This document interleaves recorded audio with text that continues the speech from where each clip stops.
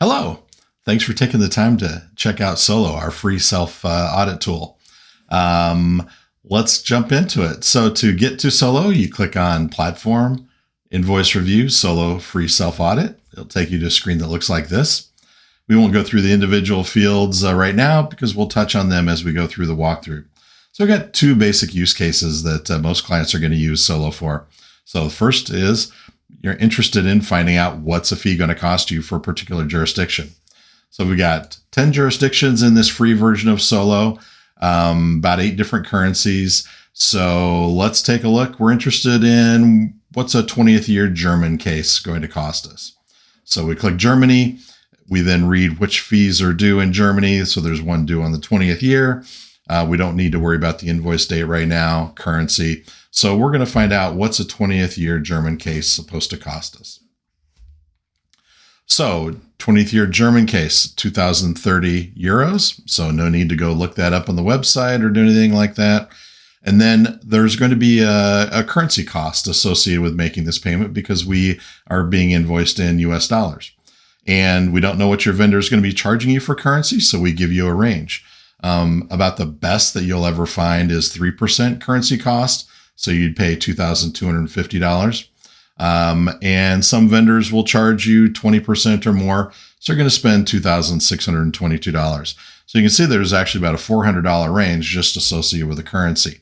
All you have to do is just compare this with your 20th year German payment that might be in your invoice, and you can see where you stand, on the scale. One thing to remember is that this excludes a service fee. We don't know what you're being charged for a service fee from your vendor. So if you are actually looking at an invoice, you'd want to subtract that out, which does require a little bit of math. Some clients don't like to do math, and so we actually can do the math for you if you want to type that information in. So let's go take a look at that. So let's do a new audit. We're going to stick with Germany here. We've got a sample invoice over here.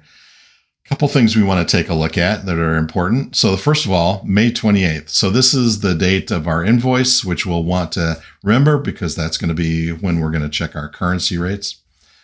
First line item here happens to be Germany. So we're going to be looking at Germany again. Tax year 15. Some invoices call it annuity year. Some will call it payment year.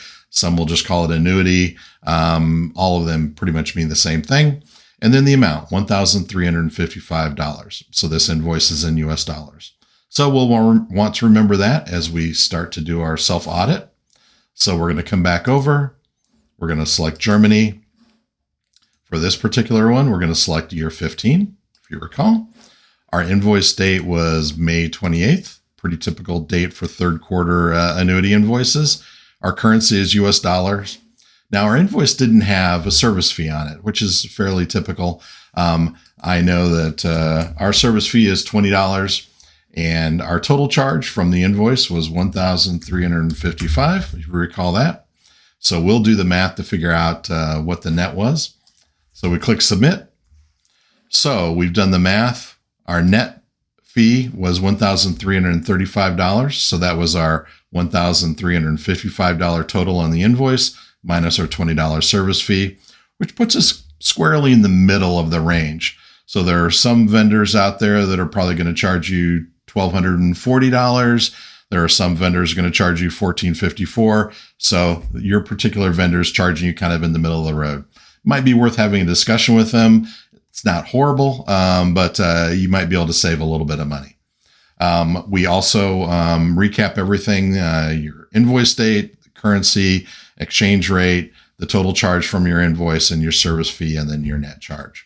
It's as simple as that. So you can do this with several different countries very easily. You can also do it with quite a few different invoice currencies. So if you're being invoiced in British pounds, Swiss francs, Canadian dollars, etc., you can use Solo. So that's a quick walkthrough.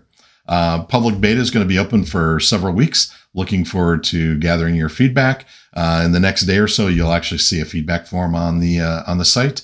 But thank you for taking the time, and have a good day.